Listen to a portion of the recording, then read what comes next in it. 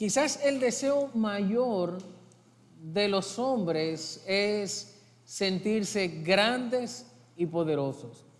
Todos los hombres, desde que nacemos, queremos sentir que tenemos control, que tenemos poder sobre las situaciones, y el mundo considera a los hombres como poderosos siempre y cuando tengan cierta influencia, o pudiéramos decir cierto control sobre las personas que lo rodean. Consideran que un hombre es poderoso cuando tiene muchas posesiones materiales, cuando tiene un buen poder adquisitivo, y nosotros vemos que llega en un carro nuevo o va pasando en un carro que nos gusta y decimos, ahí va un poderoso. Consideramos a los hombres tener ese poder. Pero una característica de estos hombres poderosos es que son inasequibles, son lejanos, son fríos. Usted no puede acercársele porque tiene un cuerpo de seguridad que se lo impide. No tienen una vida sencilla o común en la mayoría de los casos como las demás personas. Eso es así porque el poder de los hombres no es un poder que busca el bienestar de los demás, sino que busca el bienestar propio.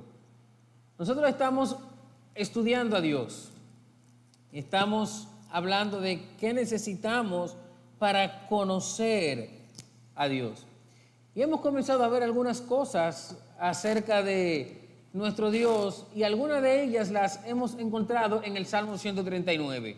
El Salmo 139, un poema donde se alaba a Dios reconociendo algunos de sus atributos. Es bueno recordar que un atributo es una característica propia de una persona, una característica que hace que esa persona sea lo que es, o sea, quien es. Me gusta lo que dice el teólogo Millard Erickson cuando define los atributos de Dios como aquellas características objetivas y permanentes de su naturaleza que son inseparables del ser o de la esencia de Dios. Este Salmo 139 que hemos venido viendo está estructurado en 4 estrofas, y las 2 primeras estrofas el salmista alaba a Dios por su conocimiento, su omnisciencia y su omnipresencia.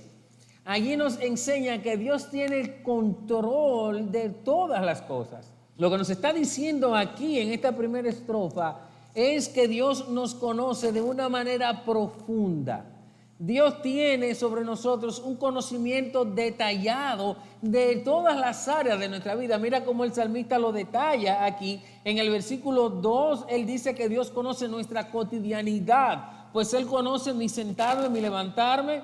Dice ahí mismo que conoce nuestra intimidad, ya que Dios conoce aquello que nadie más puede conocer de nosotros si no le es revelado, y son nuestros pensamientos. En el verso 3 dice que Dios conoce nuestras acciones. En el versículo 4 dice que Él conoce nuestra palabra aún antes de ser pronunciada.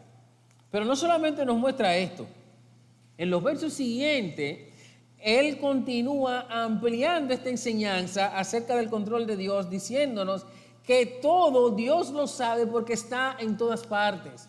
Dios es omnipresente, es decir, que su presencia está activa y plenamente en todo lugar.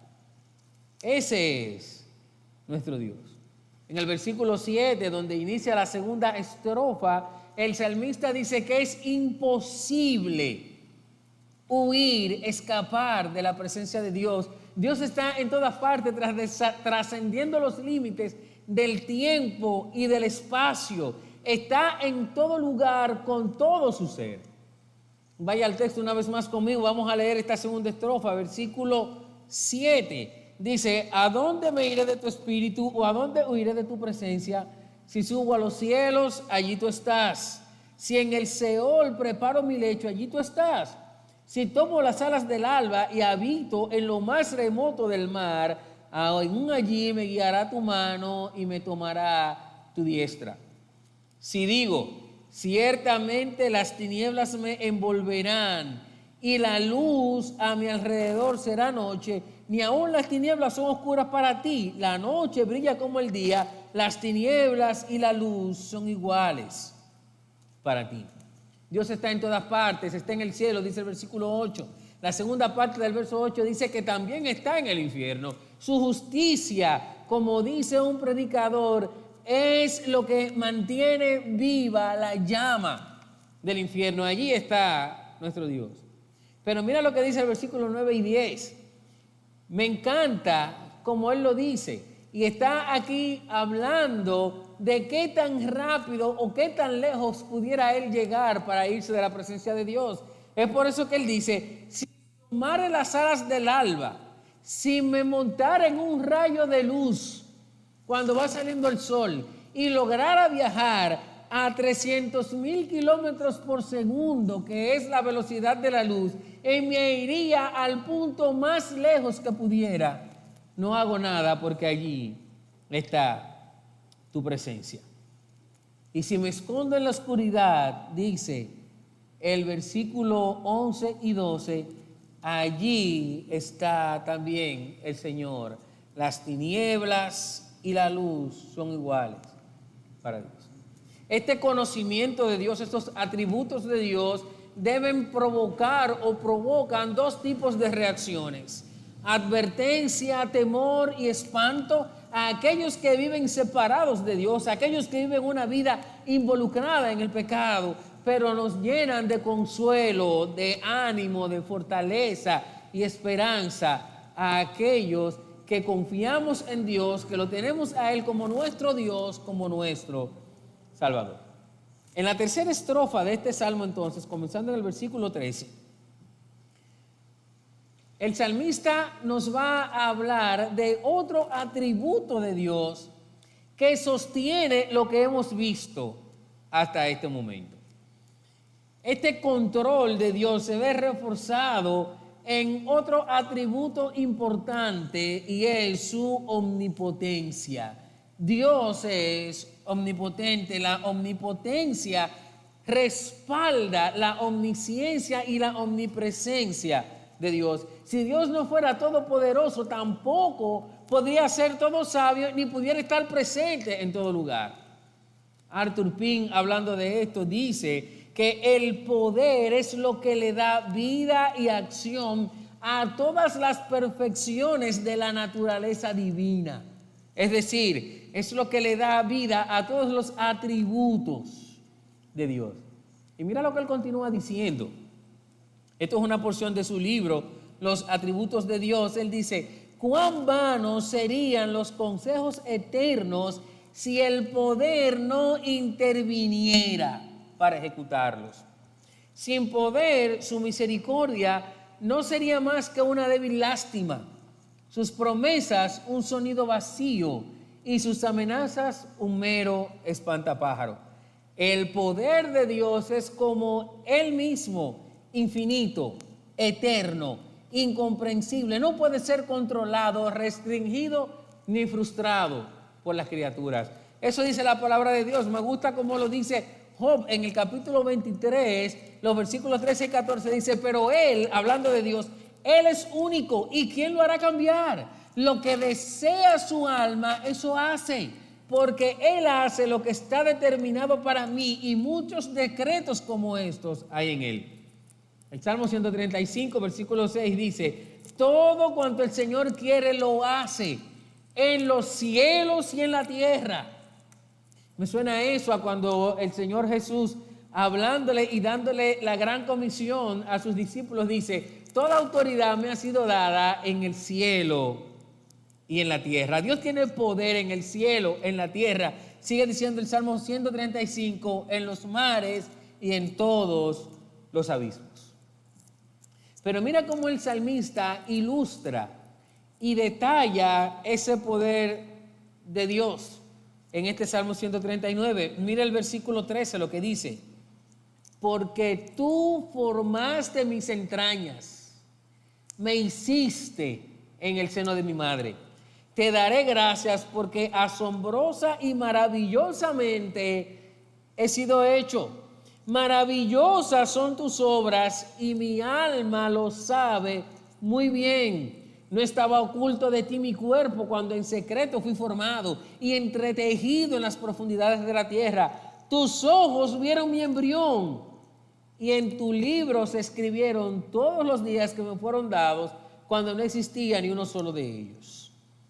Cuán preciosos también son para mí, oh Dios, tus pensamientos. Cuán inmensa es la suma de ellas. Si los contara, serían más que la arena. Al despertar estoy contigo. Una forma majestuosa de ilustrar el poder de Dios nos ha dejado el salmista aquí. ¿De qué otra manera pudiéramos ilustrar de una manera clara el poder de Dios, sino mirando a la cruz de Cristo y luego de la cruz mirando su creación? Y no solamente mirando su creación de manera genérica, sino yéndonos al punto cumbre de su creación, que es el cuerpo humano, la creación del hombre. El cuerpo humano es un complejo sistema de organismos que trabajan en conjunto con una sincronía perfecta. Basta con pensar en algunas de sus partes y ver algunos de sus detalles para entender cómo es el poder de Dios. Pensemos, por ejemplo, un poco en el cerebro, y no pretendo dar una clase ni de biología, ni de anatomía, ni de medicina. Pero quiero darte algunos datos que encontré leyendo acerca de esto para ver ¿qué quiere decirnos el salmista? Él no tenía idea cuando escribió el Salmo 139 de nada de lo que te voy a decir. Pero mira lo que sucede con el cerebro. El cerebro controla todas las funciones vitales. Todo lo que nosotros necesitamos para vivir lo controla el cerebro. La regulación de la temperatura de nuestro cuerpo la controla el cerebro. La presión sanguínea. Controla la presión cardíaca, la respiración. Controla el comer, controla el dormir. El cerebro recibe, procesa e integra e interpreta toda la información que reciben todos los sentidos: la vista, el oído, el gusto, el tacto, el olfato. Es decir, que cuando te dan un pellizco, tú lo sientes porque tu cerebro ha decodificado esa información y le está diciendo a tu cuerpo lo que ha sucedido. El cerebro controla todos nuestros movimientos, nuestra postura, el caminar, el correr, el hablar, el estar de pie. Es responsable también de nuestras emociones. Una de las enfermedades más fatídicas de nuestra era es la depresión. Y la depresión muchas veces es un producto de una situación cerebral, de un cambio cerebral. El cerebro controla nuestro estado de ánimo, nos permite pensar, controla las funciones cognitivas, la memoria, el aprendizaje, la percepción. Me impresiona que dice que está compuesto por más de 100 billones de células nerviosas. La calculadora de mi cerebro se daña con ese número. 100 billones de células nerviosas. Eso es nuestro cerebro. Y eso fue creado por Dios. ¿Cómo pudiéramos funcionar si no fuera porque el poder de Dios detallada y cuidadosamente ha creado ese cerebro para nosotros? Pero piensa también en nuestra estructura ósea, en nuestros huesos. Un sistema, una estructura de 206 huesos aproximadamente, perfectamente conectados y perfectamente equilibrados. Los que estudiamos ingeniería, arquitectura en la universidad, tenemos que dar varias clases de análisis estructural. Y la finalidad, el punto central del análisis estructural es lograr mantener una estructura en perfecto equilibrio a pesar de las cargas que estén actuando sobre ella. Una casa, un puente, una torre, una silla, una mesa, son estructuras a las cuales hay que diseñar, hay que calcular la influencia de las fuerzas en cada una de sus partes. Varias clases hay que tomar para eso. Muchos ejercicios hay que hacer para lograr comprender esos sistemas. Saber qué tipo de estructura es, una estructura hiperestática o una estructura isostática. Saber con qué tipo de solicitaciones funciona, saber cómo se cae. Todo eso fue diseñado por Dios primero. Dios diseñó una estructura en nuestros huesos que nos sostienen. No tiene un solo tornillo, no tiene un solo clavo. Dios lo hizo de manera perfecta, con un sistema de tendones, un sistema de cartílagos. Une todos nuestros huesos y de manera perfecta nos mantiene en total equilibrio. Hay algunos que popularmente le dicen que son medio pataflojas, que se viven cayendo. A eso hay que aplicarle el análisis estructural. Pero lo que Dios hizo se mantiene perfectamente equilibrado en su inicio. Pero ¿qué función tienen nuestros huesos? No solamente nos sostienen, los huesos protegen nuestros órganos más débiles, la estructura que tenemos. Pero no solamente eso, yo no sabía, no tenía ni idea que los huesos sirven como medio de almacenamiento de minerales y grasas con lo que se alimentan nuestros músculos y de donde sacamos nosotros energía. Pero también los huesos producen la médula ósea. Si lo entendí correctamente, desde donde se forma nuestra sangre. Todo eso viene de la mano de Dios. Todo eso viene de un diseño inteligente hecho por Dios como obra cumbre de su creación. Y no hablar del ADN. Francis Collins, uno de los ateos más populares de nuestra era, que ahora es un creyente, director del programa del genoma humano, al estudiar el ADN, dice que el ADN es el lenguaje de Dios. Muchos años siendo ateo, muchos años estudiando el ADN, el genoma humano, toda la información que se desprende y que se guarda por medio de esa cadena de información que es el ADN. Pero tuvo que caer rendido a los pies de Dios al reconocer y llamar al ADN como el lenguaje de Dios. Pero hay un problema con eso. Y es que esa obra maravillosa que Dios ha creado, el hombre en su orgullo la ha querido atribuir al fruto del azar. El hombre ha querido decir que todo esto es el resultado o el fruto de una serie afortunada de eventos que nadie ha podido controlar, que ha comenzado desde la nada hasta lo que nosotros tenemos en el día de hoy. Y esto no es más que un intento del hombre de querer atribuirse el poder, de decirle a Dios: no te necesitamos, nosotros podemos hacerlo solo, nosotros somos tan poderosos como tú. El hombre quiere igualarse a Dios, pero en vez de hacerlo, debe reconocer que, como dice la Biblia en el Salmo 62, todo el poder le pertenece a Dios. El salmista lo dice aquí. El salmista reconoce que el poder de Dios es un poder sobre todo poder. Es por eso que en el versículo 13 él dice: tú formaste mis entrañas, me hiciste en el seno de mi madre. El Señor ha formado, dice el salmista, lo más pequeño que usted tiene adentro. La apéndice, eso se lo hizo el Señor. Todas nuestras entrañas la ha hecho el Señor. El hombre ha querido igualarse a Dios, pero no ha podido hacerlo.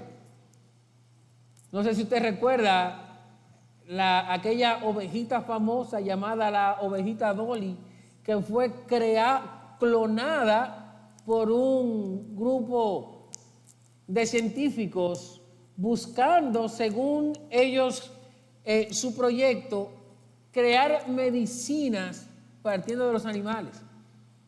Han clonado una serie de animales, pero nunca han podido hacer un sistema, ni nunca podrán hacer un sistema tan perfecto y complejo como es el cuerpo humano. No tiene el poder el hombre para hacer eso.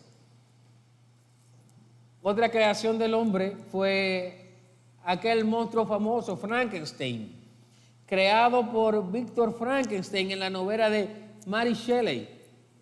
Víctor Frankenstein en esta novela era un joven que estaba intrigado por conocer los secretos del alma y diseccionando, tomando partes de distintos cadáveres, creó a aquel hombre, a Frankenstein. Pero no ha podido crear más de ahí, porque solo el absoluto poder de Dios puede crear algo que refleje exactamente lo que Él es, como somos nosotros que llevamos su imagen. Pero no solamente dice aquí que Dios tiene un poder, sobre todo poder, sino que es un poder excelente. Dios nos ha creado con maestría. Mira lo que dice el versículo 14. Te daré gracias porque asombrosa y maravillosamente he sido hecho. Él está reconociendo que Dios nos ha creado con un nivel de perfección, con un nivel de maestría como nadie puede hacerlo. Y tiene un poder continuo sobre nosotros, es un poder que está obrando y que está actuando constantemente en nuestra vida. Versículo 15 dice, no estaba oculto de ti mi cuerpo cuando en secreto fui formado y entretejido en las profundidades de la tierra. Tus ojos vieron mi embrión y en tu libro se escribieron todos los días que me fueron dados. Dios tiene un poder continuo, está obrando siempre, tiene un poder eterno porque Dios es eterno. Nosotros tenemos que reconocer eso. Dios está obrando cada día en nuestra vida. Su poder está obrando cada día en todo lo que nosotros somos. Tú y yo somos lo que somos gracias al poder de Dios. Tú y yo estamos aquí porque Dios en su poder y en su gracia nos ha traído aquí. Tú y yo podemos ser salvos en el día de hoy porque en el poder de Dios Él mandó a Cristo a la cruz a morir por nuestros pecados, a derrotar la muerte resucitando al tercer día. ¿Qué pudiéramos hacer sin el poder de Dios? Pues como dice Arthur Pink, no podemos disfrutar de la vida sin su poder. Sin el poder de Dios, su misericordia no nos sirviera de nada. Sería una débil lástima. Sus promesas, un sonido vacío. Y sus amenazas, un espantapájaro. Dios no fuera Dios si no tuviera todo poder sobre nosotros. ¿Qué cosa nos enseña esto, mis hermanos? En primer lugar, quiero apuntar a que lo primero que podemos aprender de allí es que el poder de los hombres es un poder pecaminoso. Porque mientras Dios ha usado su poder para crearnos desde el vientre de nuestra madre, el hombre quiere usar su poder para eliminar la vida desde el vientre de la madre. El hombre quiere usar su poder para destruir en vez de crear. El hombre quiere usar su poder para dejar de ser lo que ya es. para dañar lo que Dios ha creado. Es por eso que el hombre se comporta con egoísmo ante los demás. Es por eso que maltratamos a los demás. Es por el mal uso del poder que tenemos que enfrentarnos a situaciones como el racismo. Todo porque no estamos usando ni estamos apegados a reconocer que si alguien tiene todo el poder, ese es Dios. Pero saber que Dios tiene poder, más que alejarte de Dios, debe llevarte a alabar a Dios con entendimiento. Mira una vez más el versículo 14. Te daré gracias. ¿Por qué te daré gracias? ¿Por qué te voy a alabar? Porque asombrosa y maravillosamente he sido hecho. Mi hermano, todo lo que tú tienes en tu cuerpo es obra de las maravillas de Dios. Y Dios ha hecho a algunos blancos, a otros negros, a otros entre dos. Ha hecho a uno alto, a otro lo hizo bajito. A uno lo hizo con una gran melena, a otro lo hizo calvo. A algunos los hizo feos, a otros buen mozos como yo. Pero todo lo que Dios te dio, te lo ha dado con excelencia. Nosotros tenemos que aprender a aceptarnos como somos, porque somos el fruto del poder de Dios. Tú no eres fruto de la unión de tu padre y tu madre. Tu padre y tu madre son el canal a través del cual Dios usó su poder para traerte a ti, a este mundo. Tenemos que aceptarnos tal como somos y alabar a Dios por eso, porque maravillosamente nos ha hecho. Alabar a Dios con conocimiento, porque podemos ver que sus obras son maravillosas. Y mira lo que dice el salmista: mi alma lo sabe muy bien. Aunque el hombre quiera borrar la huella de Dios de este mundo, su alma sabe que ha sido creado por el poder de Dios. Su alma sabe que no tiene poder, que todo el poder le pertenece a Dios.